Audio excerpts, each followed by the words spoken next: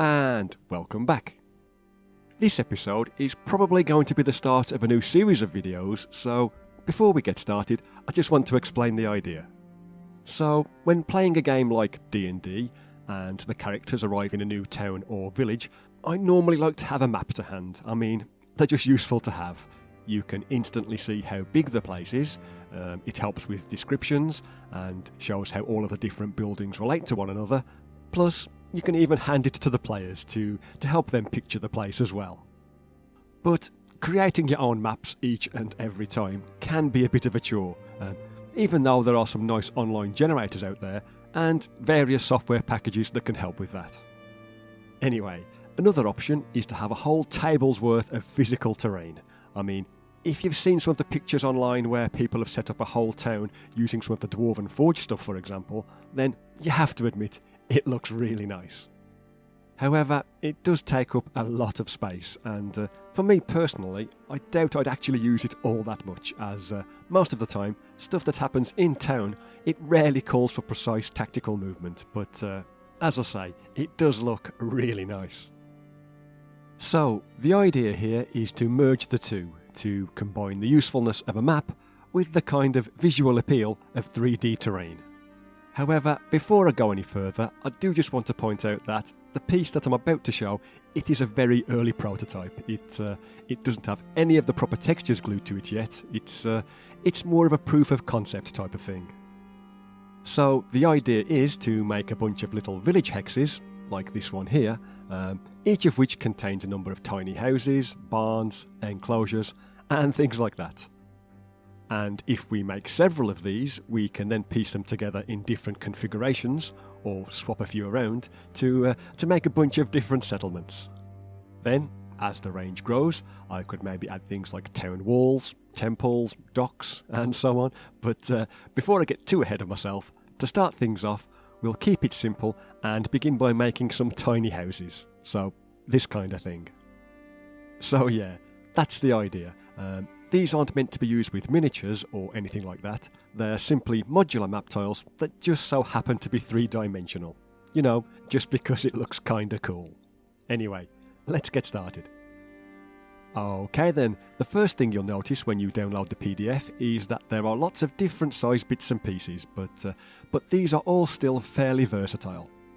For example, if I take these two end pieces here, I'm not stuck with these sizes. I can trim them down so that they look something like this, and now I have a much smaller building, and I've also got rid of one of the doorways. So, once we've settled on the size of building that we'd like to make, we'll need to glue the two end pieces to a piece of foam core, and then cut those to size with a sharp knife. Then we can do something similar with the sidewalls, so once again I've chosen one piece with a door and one piece without, and this time we'll glue those to some cereal box cardboard, and cut those to size as well. Then it's a fairly simple matter of gluing them all together. So I like to glue the two foam core pieces to one of the cardboard pieces first, and then glue on the second cardboard piece, making sure that the whole thing sits nice and flat. And there you go, that's the main structure done. Okay, next we'll need to glue one of the roof patterns to some more thin cardboard, and then we'll score it along the centre, so that we can then bend it in half to get the basic roof shape. So, something like this. Anyway, I've cut this to size ahead of time, and as you can see, I personally like to begin with a piece that's a bit bigger than what I actually need. Okay, next we'll need to cut away any excess overhang, and I'm just kinda eyeballing this, but you might like to measure things out properly. But yeah, the idea is to have the roof overhang the sides by about 1 millimetre. Then we can apply some hot glue to the angled sides, and stick the roof on top, which should result in something that looks like this. Then all we'll need to do is cut off the excess roof pattern, once again leaving around 1 millimetre of overhang.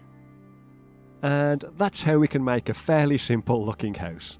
However, if you would like to add a bit more interest to some of these buildings, then don't go anywhere, as that's what we'll do next. Okay, so all I've done here is take this small end piece and glued that to some foam core, And I've also cut out a couple of squares of the wall texture, which I'm simply going to use to cover the edges on either side, which is what you can see me doing here. So that's the one side done, and if I really speed this next part up, that's the second side done as well.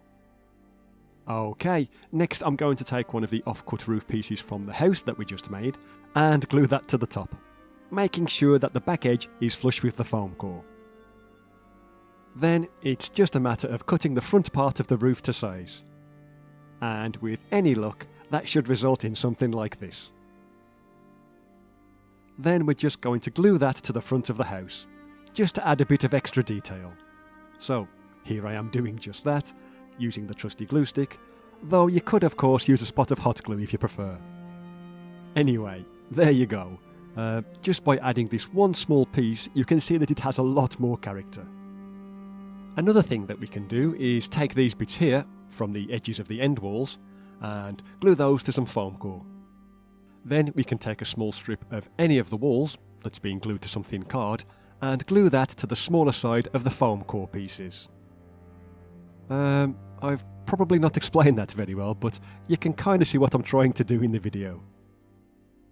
But yeah, this is the kind of thing that we're aiming for, and we're then going to glue that to the side of the house. So I'll just quickly go ahead and do that now. And there you go, something like that. Okay then, so here's another offcut from the roof texture that I've already cut to size, and we'll just need to glue that on the top. And there you have it. There's a little lean-to of sorts, which again just adds a bit more variety. Though it is worth pointing out that you can use similar techniques to make little porches, like the one you can see here, or even something like this, which, as you can see, is a different shape altogether. Okay then, this next piece is optional, as it's a bit tricky to put together, but we're going to try to make a dormer window, so this kind of thing. So the first thing we'll need to do is glue both of these pieces to some cardboard, and score them along these lines here. I've actually included some guidelines in the final PDF, just to make this part a little easier. Anyway, once that's done, we'll need to cut them to size. And I've used a knife for this, but in truth, it's probably going to be easier and quicker to just use a pair of scissors. But yeah, when we've done that, we can fold the pieces along the scored lines so that they form the desired shape. However, at this point, I like to put a tiny line of hot glue on the inside of the window piece and hold the sides in place as it dries, just so that it holds its shape a bit better. So there we go, something like this. Right then, next we're going to need to glue that to the roof, and here's a good spot.